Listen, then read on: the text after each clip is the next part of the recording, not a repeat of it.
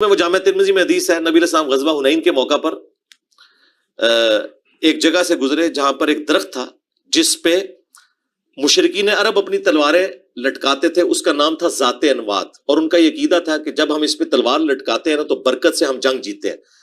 तो सहाबा किराम में से बाद लोगों ने कहा कि या रसूलल्लाह, आप भी हमारे लिए एक दरख्त मुकर्रर कर देना, उससे बरकत हम हासिल करें। तो नबी अलैहिस्सलाम को गुस्सा आया। आपने कहा सुभान अल्लाह, अल्लाह पाक है, तुमने तो वही बात कर दी जो मूसा के मानने वालों ने कर दी थी। जब मूसा अलैहिस्सलाम अपने साथियों के साथ जा रहे थे, सूरतुल आराफ की आयत नंबर 138 तिलावत की, कुछ लोगों को बुतों पर इत्काफ करते हुए देखा। उन्होंने कहा, मूसा, अल्लाह का कोई बुत बना देते, हम उसके सामने बैठ जाते। तुमने तो मुझसे बुत मांग लिया। हालांकि बुत नहीं मांगा था, सिर्फ बरकत की बात। इसमें भी बाज़ औक़ात लोग बेईमानी करने की कोशिश करते हैं कि जी यहां यहूद और नसारा की खराबियों से मुराद उनके फैशन है, वो इस उम्मत में आ जाएंगे।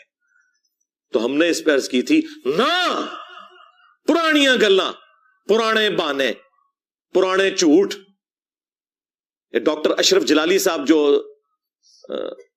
तौहीद कॉन्फ्रेंस करते हैं जिसमें शिर्क के जवाज के तरीके बताए जाते हैं, उसमें उन्होंने इस हदीस की तावील की। तो हमने कहा ना भाई, ये धोखा आप दे सकते थे अहले हदीस को, देवबंद को, शिया को। मैं तो तुम्हारी दाई हां।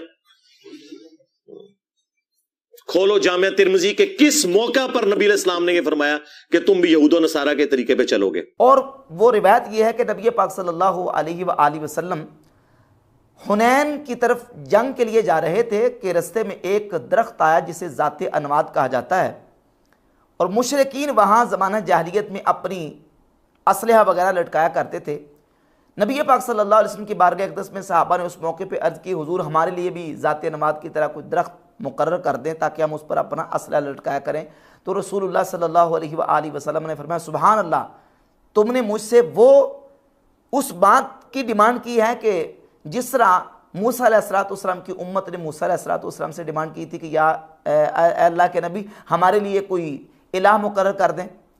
तो नबी पाक सल्लल्लाहु अलैहि वसल्लम ने उस मौके पर फरमाया, वल्लज़ी नफ्सी बियदिही लतरकबुन्न सुन्नत मन कान क़ब्लकुम, उस ज़ात की कसम जिसके दस्ते कुदरत में मेरी जान है, तुम ज़रूर बर ज़रूर अपने से पहले गुजर गई जो कौमें और उम्मतें हैं उनके तरीके पर चलोगे, उनकी सुन्नत पर चलोगे। इस रिवायत से मिर्ज़ा जलमी ने यह रिज़ल्ट निकाला है, नतीजा निकाला है कि इससे साबित हुआ, और हाफिज़ उमर सिद्दीक़ साहब ने भी नतीजा निकाला कि सहाबा के अंदर भी शिरक मौजूद था। यार देखो, हुण शिरक ते सहाबा किराम दे विच भी बाज़ सूरतां च पाया जांदा है। नबी अलैहिस्सलाम नूं आख्या सानू ज़ाते अनवात बना दिओ, फरमाया इंजी गल है जिवें बनी इसराइल ने आख्या सानू इलाह बना दिओ। जामे तिर्मिज़ी दी हदीस है, अल्लाह दे नबी ने उन्होंने काफिर नहीं आख्या, मुशरिक नहीं आख्या, उन्हां दा मुतालबा शिरक वाला सी, उन्होंने शिरक आख्या। आसो ऐ गल है। और मिर्ज़ा जलमी ने भी नतीजा निकाला कि इससे नतीजा ये निकलता है कि उम्मत जो है वो शिरक करेगी। पहली बात तो ये है, सवाल ये पैदा होता है कि अगर यहाँ इस हदीस में मुराद, अगर हम अला सबील तस्लीम बात करें, इस हदीस को सही मानकर, तो सवाल ये पैदा होता है कि इस हदीस के अंदर जो कहा गया कि लतरकबुन्न सुन्नत मन कान क़ब्लकुम, इससे मुराद क्या है? ये साबका उम्मतों के जो गलत रवैये, गलत तरीके थे वो मुराद है, या कि साबका उम्मतें जिस तरह शिरक करती थी वो शिरक मुराद है? पहले तो ये तय करना पड़ेगा। अगर मिर्ज़ा जलमी या दीगर लोग ये कहें कि नहीं मुराद इससे शिरक ही है, तो फिर सवाल ये पैदा होता है कि इस हदीस में नबी करीम अलैहिस्सलाम का मुखातब कौन है? मुखातब उम्मत है या कि मुखातब सहाबा है?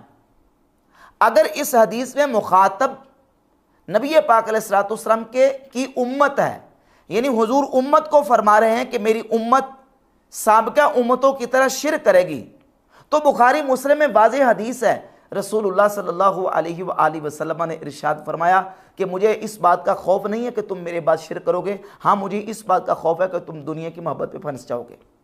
हुजूर ने तो बुखारी मुस्लिम की हदीस के अंदर शिरक की नफी फरमा दी उम्मत से। मुखातब कौन? अगर मुखातब यहाँ उम्मत को लिया जाए तो फिर इस हदीस में भी मुखातब उम्मत होगी, दोनों हदीसों में मुखातब उम्मत होगी। और इस हदीस में उम्मत के लिए शिरक का इस्बात किया जा रहा है जो कि जामे तिर्मिज़ी के अंदर 2180 नंबर है, और बुखारी मुस्लिम की हदीस के अंदर उम्मत से शिरक की नफी की जा रही है। यानी तुम उम्मतों, पहली उम्मतों के एतबार से, पहली उम्मतों के तरीकों पर शिरक करोगे, और बुखारी मुस्लिम में कहा जा रहा है कि तुम शिरक नहीं करोगे, अल्लाह की कसम मुझे तुम पर शिरक का खौफ नहीं है। तो ये तो तारुज़ और तज़ाद आ गया। और अगर यहाँ मुखातब हुजूर के सहाबा हैं तो फिर उस हदीस में भी मुखातब हुजूर के सहाबा होंगे, यानी यहाँ भी सहाबा से कहा जा रहा है कि तुम शिरक करोगे, और बुखारी मुस्लिम की हदीस के मुताबिक कहा जा रहा है कि तुम शिरक नहीं करोगे, तो तज़ाद फिर भी बाकी रहेगा। अगर दोनों हदीसों में मुराद उम्मत मुखातब उम्मत हो तो तब भी तज़ाद, और अगर दोनों हदीसों में मुराद हुजूर के सहाबा तो तब भी तारुज़ और तज़ाद आएगा। और अगर एक हदीस में उम्मत और दूसरी में हुजूर के सहाबा मुराद हों तो सवाल ये पैदा होता है कि आपके पास कौन सी दलील है जिस दलील की बुनियाद पे तुमने एक हदीस में सहाबा को मुराद लिया और दूसरी में उम्मत को लिया, या एक हदीस में उम्मत को लिया और दूसरी में सहाबा को लिया। इस पर दलील चाहिए। या तो दोनों हदीसों में सहाबा मुराद होंगे या दोनों में उम्मत मुराद होगी। अगर सहाबा को मुराद लें तब भी तज़ाद और तारुज़ होगा, और अगर उम्मत को मुराद लें तब भी तज़ाद और तारुज़ आएगा। इस तज़ाद और तारुज़ को दूर कैसे करेंगे, इसका जवाब मिर्ज़ा जलमी भी देगा, और जो वहाबी उलमा इस रवायत को पेश करते हैं वो भी इसका जवाब देंगे। या फिर इसका ये माना लिया जाएगा कि इस हदीस के अंदर लतरकबुन्ना सुन्नत मन कान क़ब्लकुम, इस हदीस में मुराद जो साबका उम्मतें हैं उनके गलत रवैये, गलत तरीके और उनके जो फैशन और दीगर चीज़ें हैं और दीगर उनकी जो बेइतदालियाँ हैं उनको मुराद लिया जाए। और ये जो बुखारी मुस्लिम की हदीस है कि तुम मेरे बाद शिरक नहीं करोगे, इससे मुराद शिरक लिया जाए तो तब तारुज़ और तज़ाद नहीं रहेगा। यह है अला सबील तस्लीम, अगर इस हदीस को सही तस्लीम किया जाए। अब हम आते हैं इस हदीस और इस रिवायत की सनद और इसके मतन की तरफ। तो इस रिवायत को रिवायत करने वाले एक ताबी हैं सिनान बिन अबी सिनान। इनका स्टेटस यह है कि मुहद्दिसीन ने सिनान बिन अबी सिनान की तौसीक की है, और इमाम उकैली ने सिनान बिन अबी सिनान को मजहूल करार दिया है। इमाम बुखारी ने सही बुखारी के अंदर और इमाम मुस्लिम ने सही मुस्लिम के अंदर सिनान बिन अबी सिनान की रिवायत को जिक्र किया है, लेकिन मकरूनन और मुताबिअतन। इमाम बुखारी मकरूनन रिवायत लेके आए 2910 नंबर, यानी सिनान बिन अबी सिनान की रिवायत को लाए हैं, लेकिन मकरूनन अबू सलमा बिन अब्दुर्रहमान के साथ। और इमाम मुस्लिम भी सिनान बिन अबी सिनान की रिवायत को लेके हैं मुताबिआत और शवाहिद में, और वही अबू सलमा बिन अब्दुर्रहमान इनका मुताबे इमाम मुस्लिम रहमतुल्लाह अलैह ने जिक्र किया। इमाम बुखारी और इमाम मुस्लिम के मनहज से ये बात पता चलती है कि सिनान बिन अबी सिनान की रिवायत को इमाम बुखारी और इमाम मुस्लिम जो है वो मुताबे और शाहिद के बगैर उन्होंने बुखारी मुस्लिम में सिनान बिन अबी सिनान की रिवायत को जिक्र नहीं किया। और फिर इमाम बुखारी रहमतुल्लाह अलैह ने अपनी किताब अत-तारीखुल कबीर के अंदर सिनान बिन अबी सिनान के हवाले से जिक्र किया है कि सिनान बिन अबी सिनान का हज़रत सैयदना जाबिर से, सैयदना अबू हुरैरा से और हज़रत हुसैन बिन अली रदी अल्लाह ताला अन्हुम से हदीस सुनना साबित है। लेकिन सिनान बिन अबी सिनान का अबू वाकिद हारिस बिन औफ सहाबी से हदीस सुनने का, या हदीस तो सुना दूर की बात है, मुलाकात करने का भी सबूत इमाम बुखारी ने वहां जिक्र नहीं किया। इमाम बुखारी का सिर्फ 3 सहाबा से सिनान बिन अबी सिनान का हदीस सुनना बयान करना और अबू वाकिद हारिस बिन औफ से हदीस सुनना या मुलाकात करना उसका सबूत फराहम ना करना, ये इशारा इस बात का कि सिनान बिन अबी सिनान का अबू वाकिद साहबी जिनसे ये हदीस जामे तिरमिज़ी की 2180 नंबर है, ये अबू वाकिद साहबी इनसे हदीस सुनना और मुलाकात करना इसका सबूत कहीं मौजूद नहीं है। ना हदीस सुनने का सबूत है और ना ही उनसे मुलाकात का सबूत है, और ना ही सिनान बिन अबी सिनान ने अबू वाकिद रदी अल्लाह तआला सहाबी से समा की तसरीह की है कि मैंने उनसे डायरेक्टली हदीस को सुना, बल्कि आन के साथ इसको रिवायत किया है।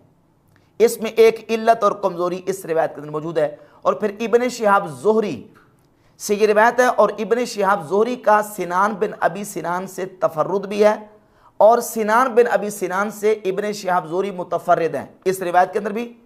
और इब्न शिहाब ज़ुहरी खुद मुदल्लिस भी हैं, और ये रिवायत मुआनन है, आन के साथ है, और दीगर इसके अंदर और सुकम और इस रिवायत के अंदर और इलल भी मौजूद हैं। और एक इल्लत इसमें यह है कि यही सिनान बिन अबी सिनान जब हज़रत जाबिर रज़ियल्लाहु ताला अन्हु से हदीस बयान करते हैं, जो कि सही बुखारी के अंदर मकरूनन इमाम बुखारी 2910 नंबर रिवायत लेके हैं 2910, उसमें वाक़या और ये जो जामे तिरमिज़ी की 2180 नंबर है, इन दोनों वाक़यात के अंदर एक सूरत में मुशाबत मौजूद है। वो इस तरह के नबी पाक सल्लल्लाहु ताला अलैहि वसल्लम एक गज़वा से वापस आए, जो बुखारी की 2910 नंबर रिवायत है। उसमें भी जिक्र मौजूद है कि नबी पाक अलैहिस्सलातु वस्सलाम एक मकाम पे तशरीफ़ लाए तो दोपहर को कैलूले का वक्त हुआ, एक वादी है जिसमें बबोल के दरख्त थे, तो आप सल्लल्लाहु अलैहि वसल्लम ने अपनी तलवार उस बबोल के दरख्त पर लटका दी और हुजूर के साहबा वहाँ छाँव में सो गए। एक बद्दू आया और उसने नबी पाक अलैहिस्सलातु वस्सलाम की तलवार को वहाँ से लिया और तलवार सौंध के रसूलुल्लाह सल्लल्लाहु अलैहि वसल्लम को कहने लगा कि अब आपको इस तलवार से कौन बचाएगा? तो नबी पाक अलैहिस्सलातु वस्सलाम ने फरमाया मेरा अल्लाह। तो तलवार उसके हाथ से गिर गई और वो कांपता हुआ हुजूर के सामने खड़ा रहा। तो उस मौके पर नबी पाक अलैहिस्सलातु वस्सलाम ने सहाबा को बुलाया और सहाबा को आवाज़ दी और पूरा वाक़या बयान किया। नबी पाक अलैहिस्सलातु वस्सलाम ने उसको कुछ नहीं कहा और बाद में वो बंदा इस्लाम कबूल कर लिया उसने और मुसलमान हो गया। ये वाक़या और जामे तिरमिज़ी के अंदर 2180 नंबर जो रवायत है ज़ाते अनवात वाली, उसके अंदर एक सूरत में मुशाबत और आपस में उसका समझे जो मतन है वो आपस में मिलता है, थोड़ा सा उसमें मुशाबत है। जो बुखारी की 2910 है और तिरमिज़ी की 2180 नंबर है, इसके अंदर मतन की मुशाबत है। लेकिन सिनान बिन अबी सिनान बुखारी वाली रिवायत वो जाबिर से बयान कर रहे हैं और सिनान बिन अबी सिनान जो तिरमिज़ी वाली रिवायत है वो अबू वाक़िद हारिस बिन औफ रज़ियल्लाहु ताला अन्हु सहाबी से बयान कर रहे हैं, जबकि अबू वाक़िद सहाबी से सिनान बिन अबी सिनान का मुलाकात करना और उनसे हदीस का सुनना, उसकी सराहत कहीं मौजूद नहीं है। दीगर और भी इसके अंदर सुकम और इसके अंदर इलल मौजूद हैं, जिससे यह साबित होता है कि ये मुअल्लल रिवायत है, जो कि सिनान बिन अबी सिनान अबू वाक़िद हारिस बिन औफ रज़ियल्लाहु ताला अन्हु से बयान कर रहे हैं। और अला सबील तस्लीम अगर हदीस को माना भी जाए तब भी इससे मुराद शिरक नहीं है, बल्कि बाकी जो उम्मतें और बाकी कौमें हैं उनके तरीके और उनकी जो गलत रस्में गलत रिवाज हैं वो मुराद हैं। अगर इसको माना जाए तो फिर भी रिवायत के अंदर तारुज़ पेश नहीं आता और मुराद इससे उम्मत है, नबी पाक अलैहिस्सलातु वस्सलाम के सहाबा मुराद नहीं है। उमर सिद्दीक़ साहब का ये कहना कि सहाबा के अंदर भी शिरक मौजूद है, ये बिल्कुल गलत है। सहाबा इकराम अलैहिम रिज़वान की इस बात को अल्लाह रब्बुल इज़्ज़त ने शिरक से बरी रखा और अल्लाह रब्बुल इज़्ज़त ने उनको महफूज रखा। और नबी पाक अलैहिस्सलातु वस्सलाम की जो उम्मत है, उम्मत भी अलल उमूम वल इत्तिलाक, वो शिरक से मुबर्रा और शिरक से बरी है। सरकार दो आलम सल्लल्लाहु अलैहि वसल्लम की वाज़ेह हदीस सही बुखारी मुस्लिम के अंदर मौजूद है। नबी पाक अलैहिस्सलातु वस्सलाम ने अल्लाह की कसम बयान करके कहा कि तुम मेरे बाद शिरक नहीं करोगे। लिहाजा अल्लाह रब्बुल इज़्ज़त के फजल करम से, अल्लाह की रहमत से ये उम्मत उम्मत तौहीद है और ये उम्मत शिरक नहीं है। अल्लाह ताला ने इस उम्मत को मजमूई तौर पर और अक्सरी और अगलबी तौर पर शिरक से महफूज रखा है।